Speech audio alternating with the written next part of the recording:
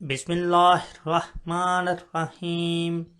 حضرت ابو ہریرہ رضی اللہ تعالی عنہ سے روایت ہے کہ رسول اللہ صلی اللہ علیہ وآلہ وسلم نے فرمایا، جب آدمی رات کے وقت سو جاتا ہے تو شیطان اس کی گدی پر 3 گرہیں لگا دیتا ہے۔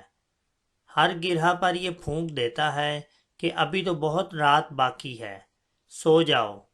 پھر اگر آدمی بیدار ہو گیا اور اللہ کا ذکر کیا تو ایک گرہ کھل جاتی ہے، اگر اس نے وضو کر لیا تو دوسری گرہ کھل جاتی ہے، اس کے بعد اگر اس نے نماز پڑھی تو تیسری گرہ بھی کھل جاتی ہے۔ پھر صبح کو وہ خوش مزاج اور دلشاد لگتا ہے۔ بصورت دیگر صبح کے وقت بد دل اور خستہ جسم بیدار ہوتا ہے۔ دوستو، حدیث مبارکہ دوسرے لوگوں کو شیئر کر کے ان کے علم میں بھی اضافہ کیجیے۔ جزاک اللہ۔